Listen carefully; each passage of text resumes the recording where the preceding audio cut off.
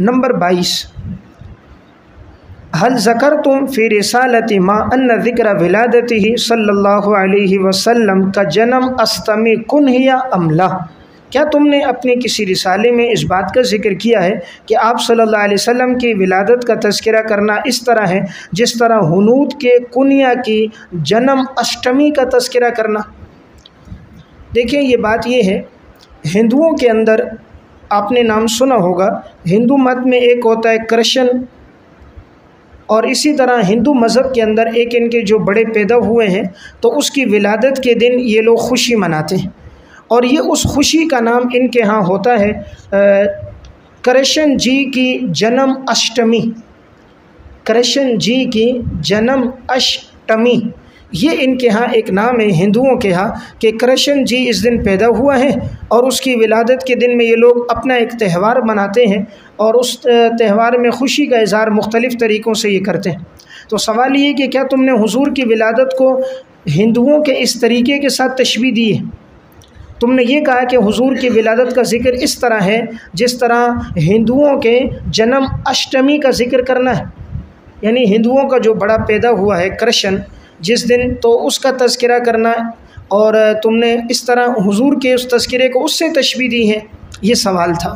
تو آگے جواب ہے کہ حاشا اور کلا کہ ہم ولادت کے تذکرے کو اس کے ساتھ تشبیہ دیں، ہم تو اس کو اپنے ایمان کے خلاف سمجھتے ہیں، ہم تو اس کو کفر سمجھتے ہیں۔ جواب یہ کہ ھذا ایضا من افتراءات الدجاجلہ المبتدعین علینا وعلی اکابرنا، یہ بھی مبتدعین اور دجالوں کا ہمارے اوپر بہتان ہے، انہوں نے ہم پر بھی باندھا اور ہمارے بڑوں پر بھی باندھا۔ وقد بینا سابقا ان ذکرہ علیہ السلام من احسن المندوبات و افضل المستحبات، ہم نے پہلے یہ بات بیان کی ہے، آپ صلی اللہ علیہ وسلم کا تذکرہ کرنا یہ تمام مستحب کاموں میں سے ہے اور یہ تمام مندوبات میں سب سے بڑھ کر ہے۔ فکیف یظن بمسلم ان یقول، کیسے گمان کر سکتے ہیں کسی مسلمان کے بارے میں کہ وہ یہ کہہ دے کہ ان ذکر الولادت الشریفہ مشابہ بفعل الکفار، کہ آپ کی ولادت کا تذکرہ اس طرح ہے جس طرح کے کفار کا فعل ہے، یعنی کوئی بھی مسلمان آپ کے تذکرے کو کفار کے فعل کے ساتھ تشبیہ نہیں دے سکتا، چہ جائے کہ ہمارے علماء اس طرح دیں، تو گویا یہ بھی ہمارے اوپر کیا ہے، بہتان ہے۔ اب آگے وضاحت یہ ہے دیکھیں، جب انہوں نے حضور کے ولادت کے تذکرے کے اندر اس طرح کی رسموں کو گھڑا کہ اس کے دوران کھڑے ہو جاتے کہ آپ صلی اللہ علیہ وسلم کے روح کی آمد ہو رہی ہے، سارے مجلس والے کھڑے ہو گئے، گلاب کی تقسیم ہو رہی ہے، پھولوں کی تقسیم ہو رہی ہے، کھانا کھلایا جا رہا ہے، یہ اعتقاد رکھا جا رہا ہے۔ اب یہ اعتقاد، اس طرح کی چیزیں یہ ہوتی تھی ہندوؤں میں، اور پھر یہ ہوتی تھی روافظ میں۔ جیسے روافظ اب واقع کربلا کے ذکر میں ہو بہو اسی طرح جانوروں کو ذبح کر رہے ہیں، خون کو جسم سے لگا رہے ہیں، جسموں کو پیٹ رہے ہیں، جسموں سے خون بہا رہے ہیں، اس دن میں کھانوں کو تقسیم کر رہے ہیں، اور گھوڑے کو تشبیہ دے کر حضرت حسین رضی اللہ عنہ کے گھوڑے کے ساتھ اس کو برکت کے لیے ہاتھ لگا رہے ہیں، اس کے جھوٹے کو لے رہے ہیں اور اس کے مس کرنے کو باعث برکت سمجھ رہے ہیں۔ جیسے ان لوگوں نے بدعات رسومات کا ارتکاب کیا، اور یہ جس طرح ہندوؤں کے اندر تھیں تو کہا گیا ان کے اندر بھی ایسی چیزیں آ گئی۔ تو یہ تھی بات کو سمجھانے کے لیے کہا کہ ان میں وہ بدعات آ گئی جو روافظ میں اور ہندوؤں میں ہیں۔ یہ مطلب نہیں تھا کہ ولادت کا تذکرہ اس کی طرح، بلکہ یہاں ممانعت ان کی بدعتوں اور رسومات کی تھی، اور انہوں نے اس کو تشبیہ کس سے دے دی؟ نفس ولادت سے تشبیہ دے دی کہ ولادت کا ذکر اس طرح قبیح ہے، ولادت کا ذکر حاشا اور کلا قبیح نہیں ہے۔ تو خلاصہ یہ بھی وہی پہلے سوال کا گویا جز ہے، اور وہی معنی ہے کہ تمہارے نزدیک تم نے ایسی تشبیہ دی ہے تو ہم نے ایسی کوئی تشبیہ نہیں دی۔ نمبر 23، حل قال شیخ الاجل علامۃ الزمان المولوی رشید احمد الگنگوئی بفعلیت کسب الباری تعالی وعدم تذلیل قائل ذلك ام هذا من الافتراءات، کیا تمہارے علامہ رشید احمد گنگوئی نے یہ بات کہی ہے کہ معاذ اللہ، اللہ تعالیٰ بالفعل جھوٹ بولتا ہے، اور یہ بات کہ اس کے قائل کو وہ گمراہ نہیں کہتے، یعنی جو اللہ تعالیٰ کے لیے بالفعل کسب کا قائل ہو وہ اس کو گمراہ نہیں کہتے۔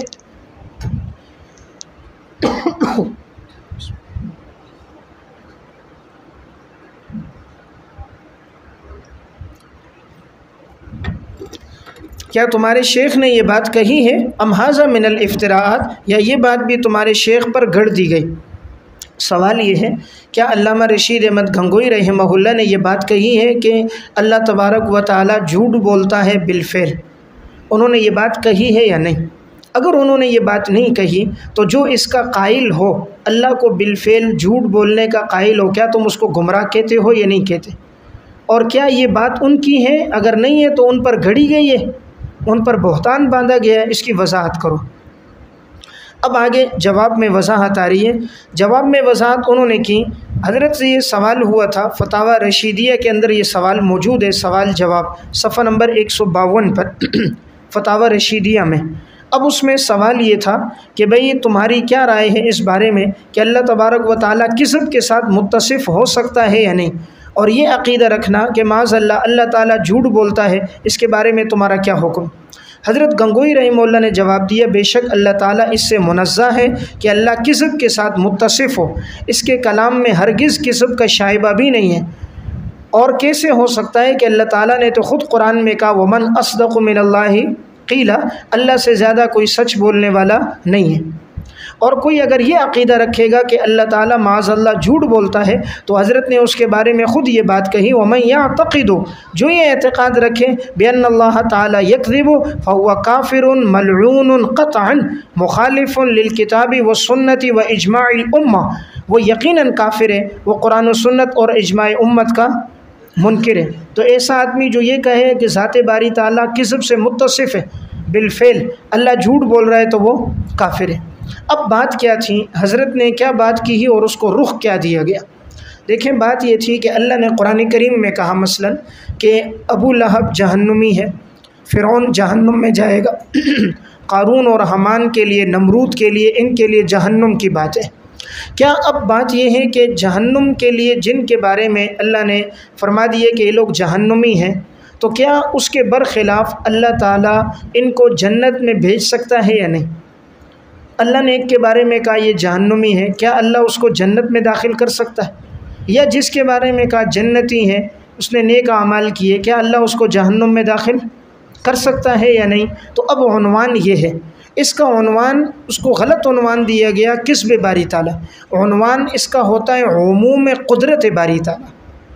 اس مسئلے کا عنوان کیا ہوتا ہے؟ عموم قدرت باری تعالیٰ۔ اللہ تعالیٰ کی جو قدرت ہے اس میں عموم، وسعت، کہ اللہ تعالیٰ نے تو کہا کہ بھئی کفار کو اللہ جہنم میں ڈالے گا، تو کیا اب اللہ تعالیٰ اس پر قادر ہے کہ اللہ کافر کو جنت میں داخل کرے؟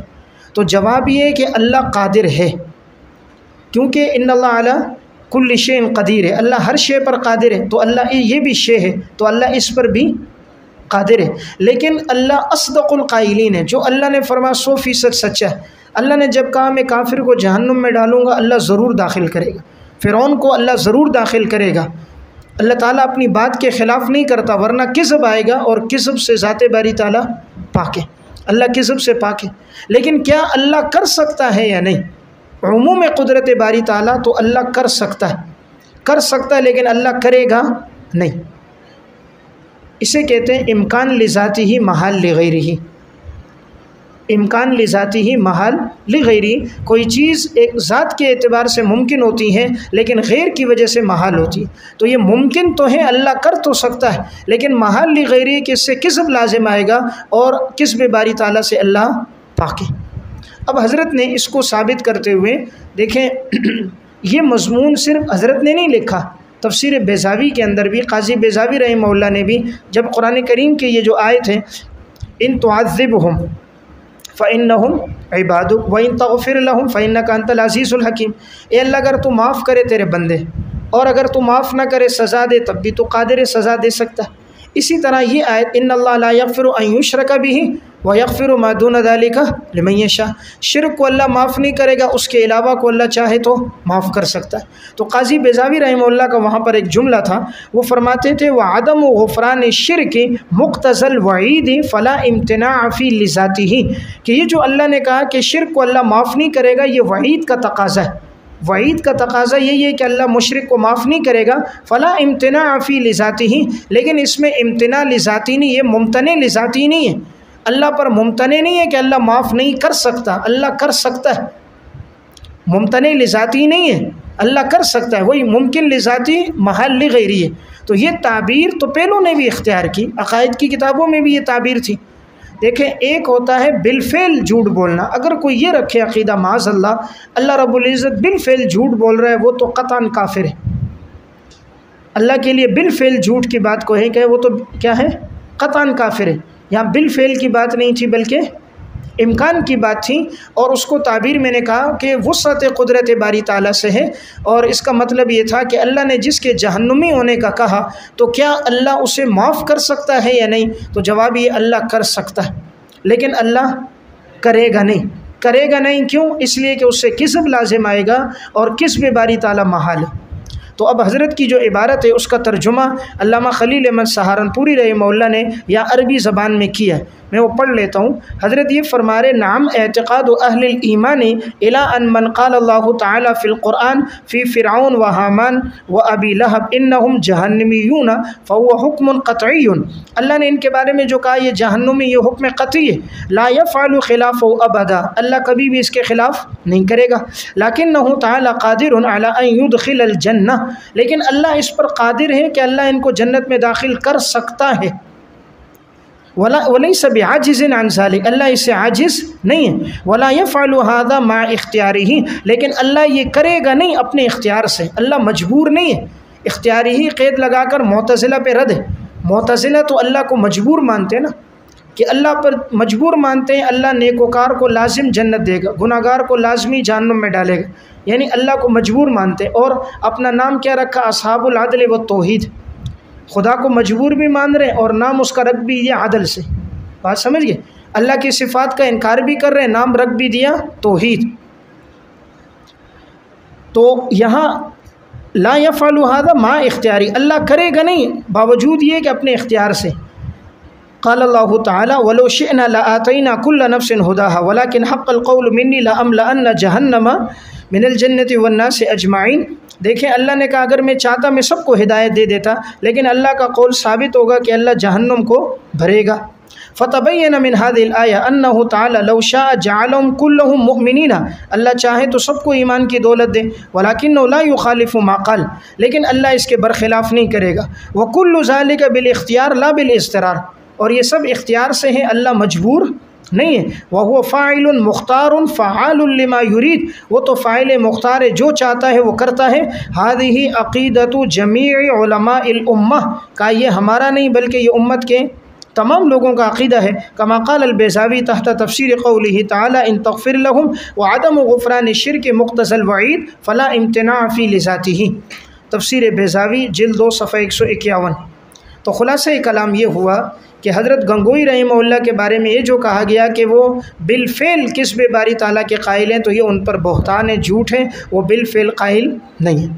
ان کی عبارت صرف یہ تھی کہ اگر یہ جو قرآن کریم میں کہا گیا جن کے لیے جہنم کی وعیدیں، تو کیا اللہ ان کو جنت میں داخل کرنا چاہے کر سکتا ہے یا نہیں؟ تو اتنی بات تھی کہ اللہ داخل کر سکتا ہے لیکن اللہ کرے گا نہیں، ورنہ اس سے کسب باری تعالیٰ لازم آئے گا، اور اللہ کذب سے پاک ہے۔ اور میں نے کہا اس کا عنوان عموم قدرت باری تعالیٰ کہ اللہ رب العزت دونوں چیزوں پر قادر ہے، دونوں چیزوں پر قادر ہے اللہ تعالیٰ۔